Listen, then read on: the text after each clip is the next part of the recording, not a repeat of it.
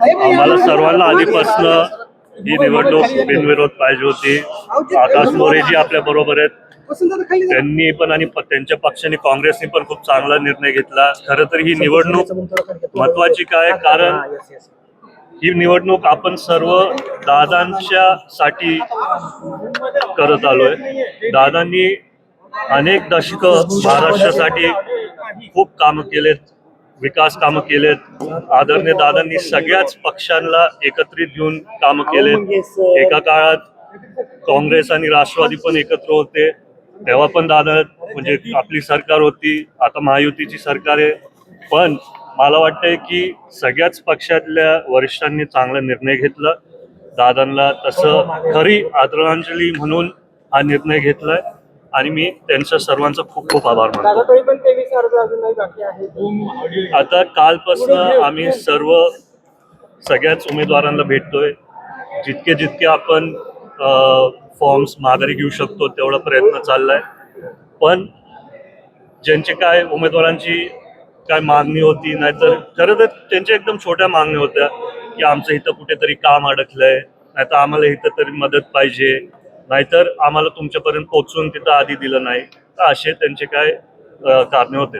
बारामतीच्या उमेदवारांनी बऱ्याचशा उमेदवारांनी अर्ज मागे घेतले, परंतु आपण बघतो की यामध्ये आता इतर जिल्ह्यातील उमेदवारांचे अर्ज आहेत.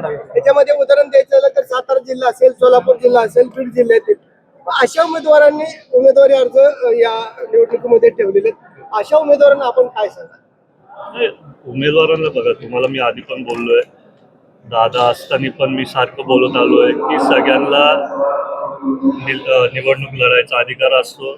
त्यांनी दुसऱ्या जिल्ह्यातल्या लोकांनी तसं निर्णय घेतला असं त्यांनी घेतला असेल, पण त्यांना मी काय बोलू शकतो. दादा 53 पैकी आतापर्यंत 27 उमेदवारांनी माघार घेतलेली आहे. अवघे 15 मिनिटं बाकी आहे. बिनविरोध होईल असं तरी वाटत नाही. कसं बघताय? प्रयत्न तर चालू आहे आमच्या सर्वांचाच. झालं तर चांगलंच होईल, नाही झालं तरी ठीक आहे. कशा पद्धतीने इलेक्शन लढणार आहात? तर पहिला बघू आपले पुढचे उमेदवार कोण आहेत.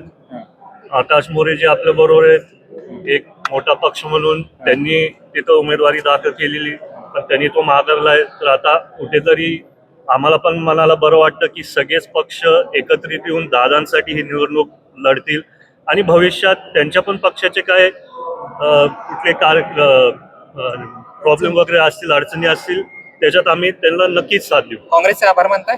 काँग्रेस मी मनापासून खूप खूप आभार मानतो. आता यापुढे तालुक्यात समन्वयाने काम करणार आहेत काँग्रेसला.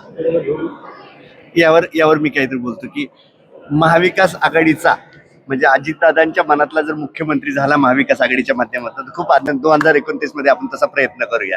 दादा मला सांगा, बारामतीकरांनाच दुःख अजूनही कमी झालेलं नाही. जर निवडणूक झालीच तर बारामतीकर किती मताधिक्याने वहिनी साहेबांना विजयी करतील? मला वाटतंय 1 लाखच्या वरचीच झाली मताधिक्य. आता खरं तर प्रचाराचा नारळ कनेरीला फुटतो. कशा पद्धतीने नियोजन असेल त्या संदर्भात काय सांगा? अजूनही प्रयत्न चालू आहे ही निवडणूक बिनविरोध करायची. जर नाही झाली तर आपण त्याच्याबद्दल मी तुम्हाला भविष्यात सांगेल. पण मला वाटते जर तशी वेळ आलीच तर दादांच्यासाठी आमच्या मनात आहे की कनेरीला जाऊन पाया पडायचे आणि तिथं आपली पहिली सभा व्हायची. तर त्या दिवशी नुसतं तिथं जाऊन बसायचं, दादांना एक श्रद्धांजली म्हणून तिथं अर्धा तास बसायचं. त्या दिवशी प्रचार नाही करणार आणि त्याच्या पुढे आपण ठरवू. सभा होणार त्या दिवशी तिथे? नाही, सभा मी नाही करणार. सभा नाही. आत्मचिंतन त्या ठिकाणी जाऊन फक्त. हो, ओके, धन्यवाद. ठीक.